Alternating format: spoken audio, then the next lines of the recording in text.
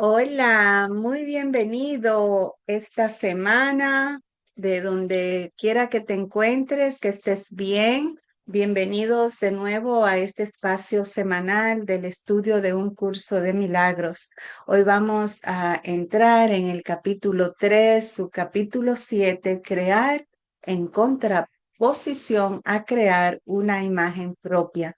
Te sugiero que primero leas el libro de texto, ya sabes, capítulo 3, su capítulo 7, que lo leas primero, que busque tu propia interpretación y luego, si este repaso, resumen te sirve, pues que lo aproveche mucho. Así que ponte cómodo y vamos a reflexionar sobre este tema tan valioso.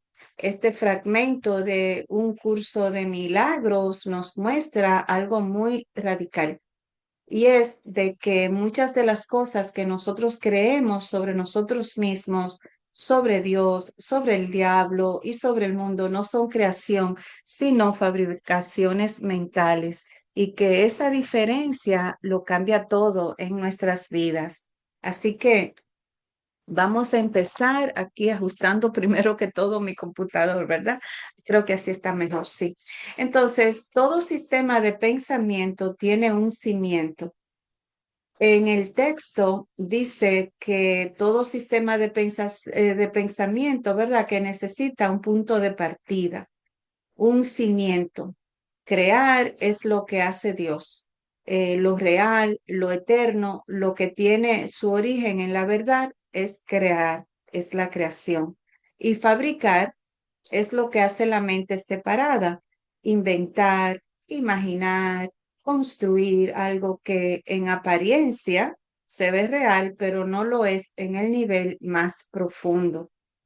Y aquí viene algo muy clave, y es que aunque algo sea fabricado y no creado, no por eso es débil. ¿Por qué? Porque la mente del Hijo de Dios es poderosa y todo lo que hace, incluso cuando se equivoca, tiene fuerza psicológica, emocional y experiencial.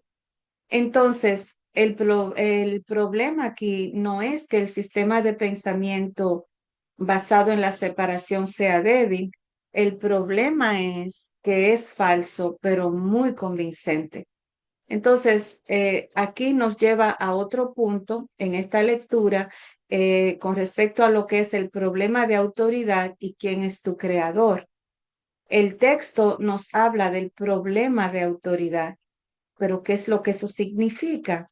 Significa que en el fondo hay una pregunta que te atraviesa. ¿Quién me creó realmente? ¿Dios o yo mismo? Y cuando la mente quiere ser su propio origen, cuando quiere ser su propio creador, aparece el conflicto, porque tú y yo no nos creamos a nosotros mismos. Y ahí entra el famoso símbolo que se llama, le dicen el diablo, el demonio, todo ese tipo de cosas, que no representa en verdad a un ser con cuernos, definitivamente que no, sino como una idea de la separación, de lo que nos separa de Dios.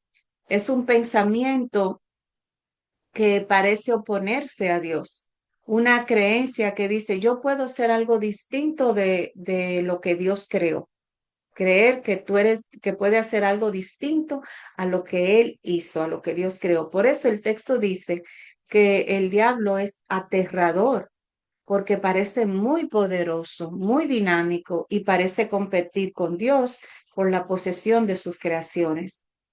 Pero fíjate en el absurdo que señala este texto. Los hombres están dispuestos a venderle sus almas a cambio de regalos sin valor. Es decir, le entregan su paz, su identidad real, a cambio de cosas que no tienen un valor eterno. Y eso lo vemos a diario, ¿verdad? Entonces, luego el texto retoma la idea de la caída o la separación, usando la metáfora del jardín del Edén y el árbol de conocimiento. Entonces se dice que en el jardín había un árbol cuya fruta estaba prohibida. Pero el texto plantea algo muy interesante. Si Dios realmente hubiera prohibido algo, y si Dios conoce perfectamente a sus hijos, los pondría en una situación donde pudieran destruirse a sí mismos. Piensa en eso. ¿Pondría a Dios en una situación a sus hijos donde ellos se puedan destruir a sí mismos? La respuesta implícita en esto es que no. Entonces, ¿qué simboliza realmente comer del árbol del conocimiento?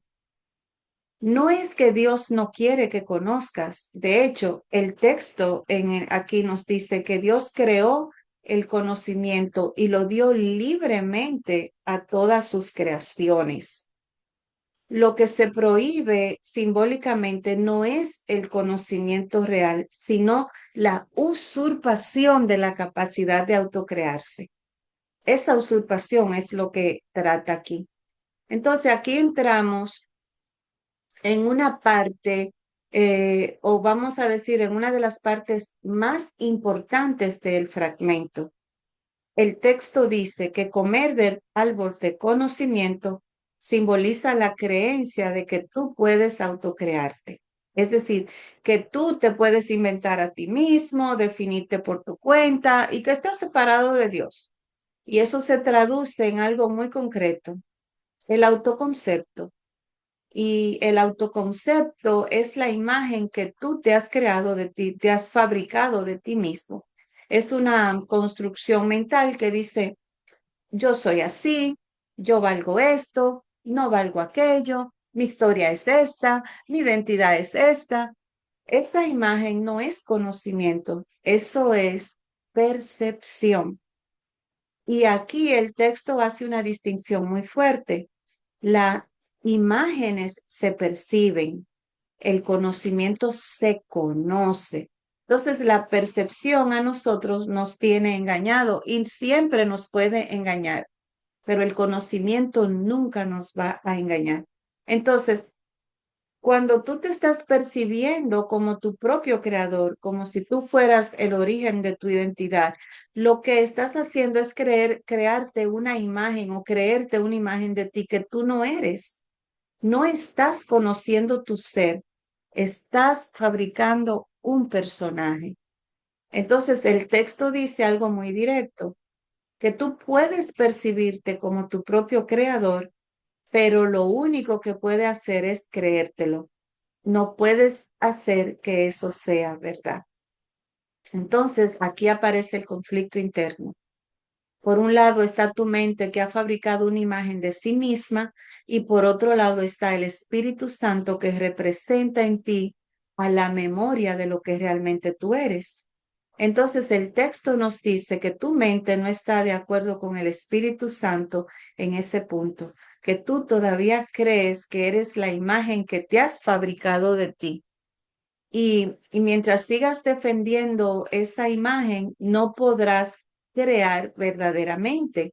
Tendrás miedo de todo lo que fabricas, te sentirás en conflicto porque estás intentando sostener algo que en el fondo sabes que no es real. Y aquí es donde nosotros estamos dando vuelta en esta rueda de samsara. Por eso el texto nos dice que utilizas todas tus defensas para atacar las ideas que podrían poner al descubierto esta mentira. Tú las defiendes. Eso que tú te crees de ti mismo lo defiende a capa y espada, aún no siendo real, porque es una fabricación de tu mente. Es decir, te resiste a todo lo que cuestione tu autoimagen. Entonces, volvemos a este concepto del diablo, pero ahora vamos a darle mayor claridad. El texto dice que la mente puede hacer que la creencia en la separación sea muy real y muy aterradora. Eso es lo que llama el diablo, una idea poderosa, dinámica y destructiva, en clara oposición a la de Dios, porque niega su paternidad. Y luego te invita a algo muy personal, a que examine tu vida y observa lo que esa parte de ti ha hecho contigo.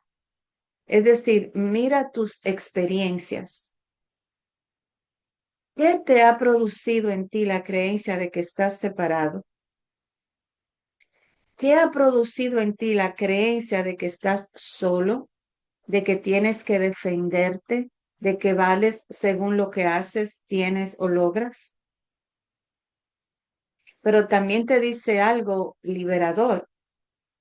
Todo eso verdaderamente se desvanecerá completamente en la luz de la verdad, en la luz del conocimiento, a través del Espíritu Santo, porque ese cimiento que ha creado ese demonio en ti es una mentira. Entonces, aquí está el giro fundamental que este texto da, que es muy valioso. El hecho de que Dios te haya creado es el único cimiento que no puede ser debilitado. Esto significa que tu verdadera identidad no depende de tu historia, que no depende de esa historia personal que has fabricado, no depende de tus errores ni de tus logros, no depende de tu cuerpo, ni de tu pasado, ni de tu autoimagen. Tu verdadero cimiento es Dios me creó. Y el texto dice algo muy fuerte. Mucho se ha visto desde entonces, pero en realidad no ha ocurrido nada. Tu ser, quien tú eres en esencia pura y divina, no ha dejado de estar en paz, aunque tu mente sí ha estado en bastante conflicto. Es decir, todo el drama de la separación, del ego, del diablo, de la culpa, del miedo, ocurre en tu mente, en el nivel de la percepción. Pero en el nivel del ser, en el nivel del conocimiento, no ha pasado nada. Tú sigues siendo tal como Dios te creó. Hay una frase muy profunda en este fragmento que dice que tú que tienes miedo de la salvación, estás eligiendo la muerte. ¿Por qué tendríamos que tener miedo de la salvación? ¿Por qué? Porque la salvación implica que tu sistema de pensamiento basado en la separación se deshace, porque la salvación implica que también tu autoimagen se caiga. El personaje que fabricaste que va a perder su protagonismo en todo esto. Y eso se siente como una especie de muerte. No es la muerte del ser, es la muerte del ego. Por eso el texto dice que a medida que te acercas a tu origen, experimentas el miedo a la destrucción de tu sistema de pensamiento, como si fuera miedo a la muerte. Pero luego aclara también que la muerte no existe. Lo que existe es una creencia de la muerte. El texto también cierra con una serie de pares irreconciliables: vida y muerte, luz y oscuridad, conocimiento y percepción. ¿Y qué dice esto? Creer que se pueden reconciliar estas cosas es creer que Dios y su Hijo no pueden reconciliarse. Es decir, no puedes mezclar la verdad y la mentira y esperar paz. Eso es imposible. No puedes mezclar lo que Dios creó con lo que el ego fabricó y esperar coherencia. Solo la unicidad del conocimiento está libre de conflicto. Y termina también con una frase muy poderosa que te dice que el mundo no se abandona mediante la muerte, sino mediante la verdad. No se trata de escapar del mundo físico, porque eso no es el propósito, sino de dejar de creer en un sistema de pensamiento que te hace sentir que tú eres algo separado de tu creador, de Dios. Entonces, en resumen, este fragmento nos invita a cuestionar algo muy profundo. ¿Estoy viviendo desde lo que Dios creó en mí o desde una imagen que yo fabriqué de mí mismo?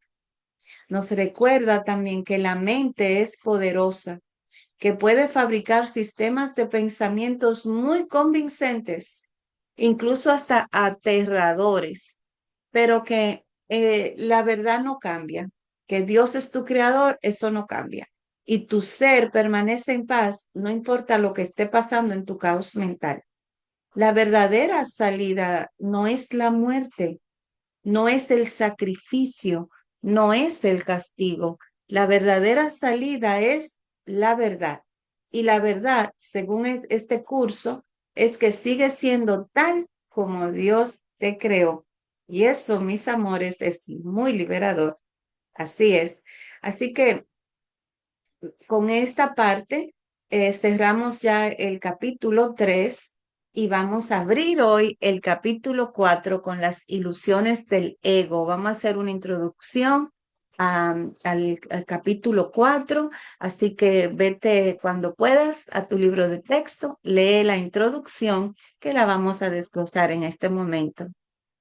Eh, Hoy sí es verdad, en esta parte que vamos a entrar en un tema que es fundamental del curso de milagros, las ilusiones del ego y cómo estas ilusiones distorsionan nuestra percepción. Nuestra energía se distorsiona, nuestra relación con los demás se distorsiona. Y esta introducción del capítulo 4 nos muestra algo esencial, que el ego no solo nos cansa, nos divide y nos confunde, sino que además nos hace emprender viajes inútiles que no llevan a ninguna parte. Y lo más importante, nos recuerda que existe otra forma de vivir, una forma inspirada, centrada en el espíritu que ilumina y que libera. Entonces, el texto comienza con una frase bíblica muy conocida. Si un hermano te pide que camines con él una milla, acompaña a los dos. Aquí se da un giro profundo. Caminar con tu hermano no es un sacrificio. Caminar al lado de una persona no te retrasa, no te quita energía, no te roba tu camino. Al contrario, cuando tu dedicación es genuina, ambos avanzan. Avanza tú y apoyas a tu hermano para que también avance. Y aquí el curso te da una idea clave, que la verdadera inspiración es lo opuesto a la fatiga. Cuando tú estás inspirado en hacer en hacer las cosas desde el amor, es lo contrario, te sientes con mucha energía para hacerlo. Y cuando estás inspirado y te sientes energético y estás compartiendo lo mejor de ti con los demás, estás conectado con tu espíritu y eso es maravilloso. Entonces, cuando estás fatigado, cuando estás desanimado, literalmente sin alma, como se dice por ahí, estás desconectado de tu centro. El ego es lo que te cansa, el espíritu es lo que te inspira. El ego te encierra en ti mismo y el espíritu te conecta con tu ser real. Y cada vez que hablas, eliges desde dónde lo haces. Puedes hablar desde el ego o puedes hablar desde el espíritu. Entonces, hablar desde el espíritu significa reconocer internamente, aquí estoy quieto y sé que Dios es mi fuente. Aquí aquí estoy quieto y sé que Dios es mi fuente. Hablar desde el ego significa negar ese conocimiento, aunque no te des cuenta. Y cuando hablas desde el ego, te desanimas, te confundes, te desgastas, te embarca en viajes inútiles.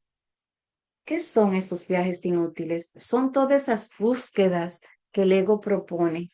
Cuando tenga esto, seré feliz. Cuando haga esto, seré feliz. Cuando logre aquello, estaré en paz. Cuando haga esto, estaré en paz. Cuando me reconozca, me sentiré valioso. Pero el espíritu no puede acompañarte en esos viajes porque el espíritu no se mueve fuera de la verdad. Y nada de eso que tú estás buscando allá afuera es real. Entonces, aquí viene una de las enseñanzas más fuertes de esta introducción del curso de hoy, que el texto dice que el viaje a la cruz, es decir, la idea del sacrificio, del sufrimiento, del dolor como camino espiritual, debería de ser el último viaje inútil que tú hagas. y que yo también haga, ¿verdad? No se trata de glorificar la cruz. De eso no es que trata el curso de milagros. Se trata de no se trata de aferrarse tampoco al sufrimiento, perdón. No se trata de repetir la historia del sacrificio. El mensaje es muy claro. La crucifixión no tiene que ser el camino. El camino es tu resurrección.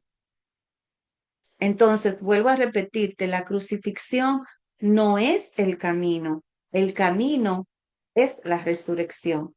Entonces, mientras sigas creyendo que el sufrimiento tiene valor espiritual, seguirás repitiendo el ciclo del ego, de separación, de pérdida de poder, de búsqueda de compensaciones, de frustración. Y finalmente podemos decir que la mente del cuerpo será como una, la muerte del cuerpo como aparente final es lo que tú vas a creer si te mantienes sosteniendo el ego. Pero el texto te dice algo, que no repitas ese viaje que tú has hecho muchísimas veces, que no lo repitas, que no te aferres tanto a esa cruz, porque la cruz simboliza el ego. Y el sacrificio, la cruz simboliza la culpa, la cruz simboliza el dolor, la resurrección simboliza la verdad, la resurrección simboliza la vida, simboliza la libertad. Y eso es lo que estamos buscando. Entonces, en esta introducción también hay un punto central y es que el mensaje de la crucifixión no es el sacrificio, que el mensaje es que puedes superar la cruz, que puedes superar el miedo, que puedes superar la culpa, que puedes superar el dolor, que puedes superar tu autoimagen limitada, la creencia en la separación, la puedes superar. Y hasta que tú no lo hagas, no serás libre, seguirás crucificándote mentalmente tantas veces como quieras. Pero eso no es necesario. El texto insiste en que hay otro viaje que podemos emprender, un viaje que no es de sacrificio, sino de despertar. Es un viaje que no es de dolor, sino de reconocimiento, un viaje que no es de muerte, sino de vida. Y este capítulo y todo el curso existe para prepararte para ese viaje. Entonces, en esta introducción, el curso nos invita a dejar atrás los viajes inútiles del ego, la búsqueda de aprobación, la búsqueda de hacer cosas, de sacrificarte, el sufrimiento, la culpa, la autoexigencia, que evalúes todo esto. Y nos recuerda en esta introducción que la inspiración siempre va a venir del espíritu, no del esfuerzo. Que la verdadera ayuda a un hermano no te va a cansar, sino que te va a elevar. Y que el camino espiritual no es la cruz, sino la resurrección. Y también en este capítulo nos vamos a preparar para un viaje completamente distinto. Un viaje que nos va a llevar hacia la verdad, hacia la luz, hacia la libertad interior. Y en ese viaje comienza y va a comenzar cuando decidas dejar de camino, o mejor dicho, cuando tú decidas dejar de sostenerte tanto del ego, de caminar sostenida por el ego y permita que sea el Espíritu Santo que encamine contigo, quien te sostenga. Y es así como vamos a ir abriendo campo para vivir en mayor paz, en mayor armonía. Así que vamos a integrar las enseñanzas de estas dos lecciones y vamos a buscar recursos en nosotros, ponerlo en práctica para ir haciendo esa conexión con el espíritu. Y vamos a hacer la enseñanza y el aprendizaje correcto. Vamos a aprender a relacionarnos desde el amor y no desde el miedo, ¿verdad? Eh, Aquí vamos a explorar uno de los principios más profundos del curso de milagros. Y a donde estoy aquí es en el capítulo 4, la enseñanza y el aprendizaje correcto. Aquí es donde vamos a empezar a explorar la relación entre enseñar y aprender y cómo esta relación se convierte en el camino para deshacer las ilusiones del ego. Así que caminemos juntos en el camino del amor con estos principios que vamos a ir compartiendo con ustedes que nos ayudan, ¿verdad? Vamos a reconocer que enseñar es aprender. Por lo tanto, el texto comienza diciendo que un buen maestro clarifica sus propias ideas y las refuerza al enseñarlas. Seré lo que quiero que aprendas. Esto significa que enseñar no es imponer, enseñar no es demostrar, enseñar es recordar junto con otro. Es un nivel de maestro y alumno. Aquí el maestro y el alumno están en el mismo nivel. Ambos necesitan compartir la lección para que la convicción se fortalezca. Y aquí aparece una idea clave, muy importante, que un maestro verdadero no solo tiene fe en lo que enseña, también tiene fe en quien lo escucha. Sin esa fe no hay enseñanza real. Qué interesante, ¿verdad? El punto número 2 es que el ego teme aprender porque aprender es cambiar. Aquí el texto explica que muchas personas montan guardia alrededor de sus ideas. ¿Y por qué lo hacen? Porque aprender implica cambiar y el ego teme a que cambies. El ego interpreta todo cambio como una amenaza porque su primera experiencia de cambio fue la separación. Por eso cree que si cambia pierde control, que si cambia pierde identidad, que si cambia se desintegra. Por eso el curso aclara que esta confusión que esta confusión solo ocurre cuando intentas mezclar dos sistemas de pensamientos incompatibles, el del ego basado en la percepción o el del espíritu basado en el conocimiento. Y aquí él lo dice también con claridad el curso, nada puede llegar al espíritu desde el ego, ni nada puede llegar al ego desde el espíritu. Son sistemas irreconciliables. Luego tenemos en el punto 3 que el espíritu no necesita aprender, el ego sí. El espíritu ya sabe, ya lo sabe. El ego, en cambio, necesita ser reeducado, reeducado. Pero aquí viene un punto más profundo. Aprender no destruye el ego. Aprender lo va deshaciendo, lo va transformando. Por eso el ego tiene mucho temor del aprendizaje espiritual, porque porque uno se va deshaciendo a través del conocimiento del espíritu, te va deshaciendo de las creencias fabricadas por el ego. Jesús dice en este apartado que él aprendió esa misma lección y por eso puede enseñarla. Nadie puede enseñar lo que no conoce. Y añade algo también muy importante, él nunca ataca al ego. Dese en cuenta de los estudios del Maestro Jesús que él nunca ataca al ego. Solo muestra cómo surgió su sistema de pensamiento. Cuando recuerdas tu verdadera creación, el ego reacciona con miedo. Por eso el miedo no es señal de peligro, es señal de que estás despertando. Y aquí nos lleva a otro punto, enseñar y aprender son tus mayores recursos. Este apartado afirma que enseñar y aprender son tus herramientas más poderosas ahora mismo, no mañana, no pasado mañana, hoy. ¿Por qué?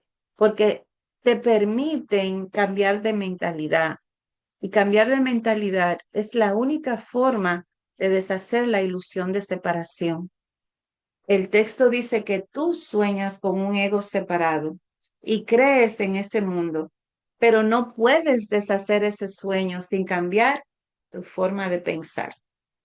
Entonces, es aquí donde aparece una frase muy importante que si estás dispuesto a dejar de proteger tu sistema de pensamiento y entregarlo, será corregido con delicadeza y te conducirá de regreso a Dios. Entonces, el verdadero maestro quiere que dejes de necesitarlo. Ese es el punto número 5. Un maestro auténtico quiere que sus estudiantes lleguen a un punto donde ya no lo necesiten. Ese es su objetivo.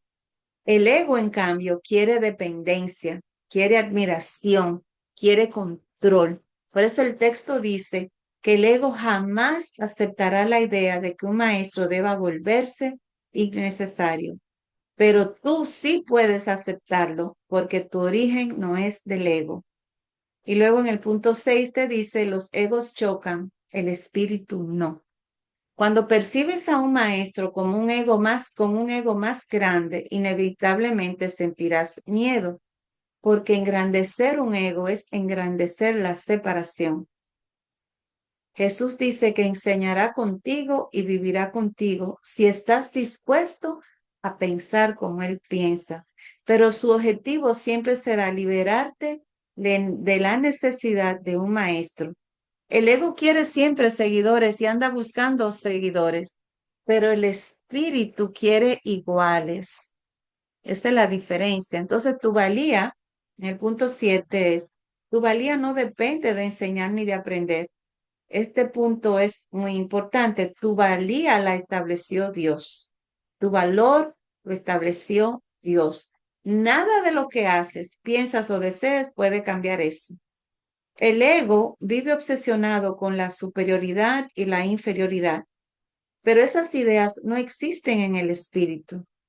Mientras crea que tu valía depende de tus logros, tus roles o tus conocimientos, tú vivirás con miedo. Y eso no queremos, ¿verdad? No queremos vivir así.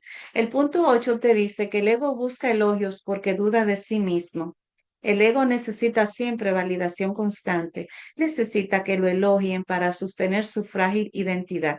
Pero tú no puedes confiar en él, porque en tu mente recta sabes que no es real. La solución no es cambiar la realidad, sino aceptarla. Y la realidad es esta.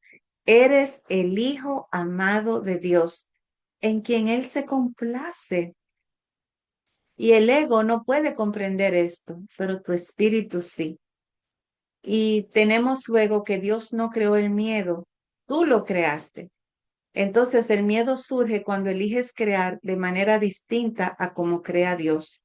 Por eso no estás en paz, porque no estás cumpliendo tu función. Y esto es tan importante, te lo voy a recordar otra vez. No estás en paz porque no estás cumpliendo tu función. ¿Cuál es tu función? Tu función es extender amor y no fabricar miedo. El texto dice que alcanzar a Dios es inevitable y lo inevitable es motivo de alegría para el espíritu. Y el punto 10 te dice que el ego teme el gozo del espíritu. El ego teme el gozo porque el gozo lo deshace. El miedo es su alimento, el gozo es su fin, pero es por eso que el curso dice que lo repudie, que no lo escuche, que no lo ampare. Escucha solo a Dios y no acepte imágenes falsas de ti mismo ni de los demás. El ego, el punto 11 dice que el ego construyó un hogar mísero y Dios construyó un hogar eterno. El ego puede construir estructuras débiles. No trates de sostenerlas.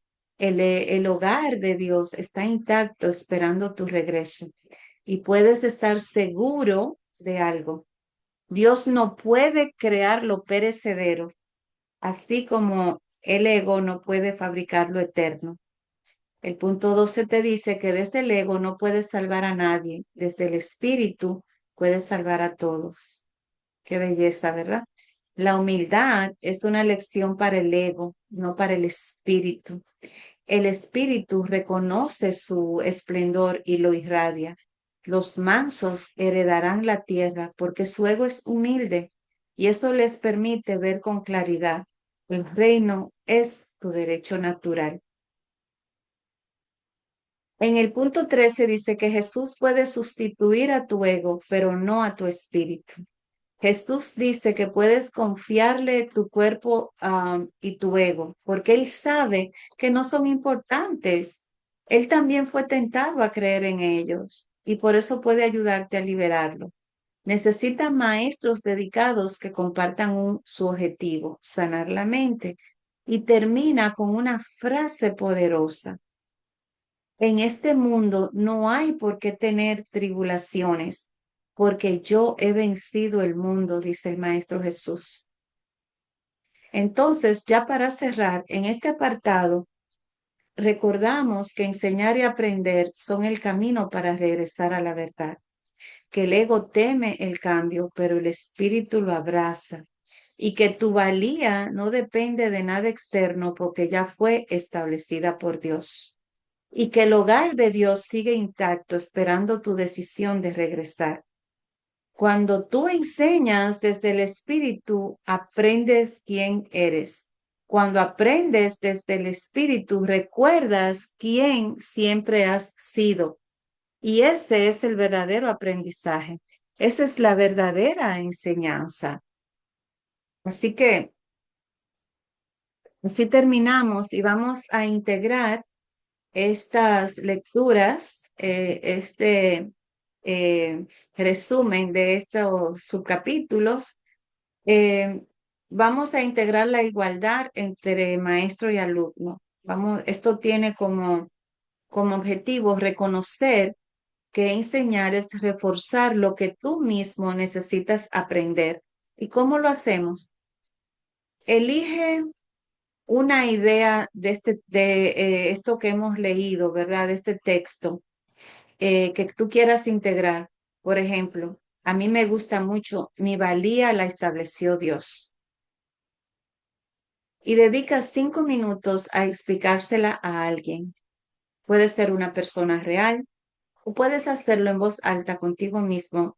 Te puedes mirar al espejo, hablar contigo o incluso, si te sirve de provecho, también escribirlo. A mí me encanta escribir. Eh, o incluso puedes compartirlo con tus hijos, con alguien, de una manera simple. Observa qué sientes cuando tú le dices a algo, a alguien o escribes, mi valía la estableció Dios. Observa qué se está fortaleciendo en ti, en qué tú tienes resistencia con ese concepto, esa idea. Se siente claro mientras más lo repite. Y luego termina diciendo, lo que enseño, lo aprendo. Lo que enseño, lo aprendo. Durante estas 2 semanas, enfócate en este ejercicio de integración y déjame en los comentarios cómo te sientes con esta práctica. Que tengas una excelente semana, que la paz de Dios, la que es eterna, la que el Espíritu comparte contigo, te acompañe hoy y siempre. Que así sea.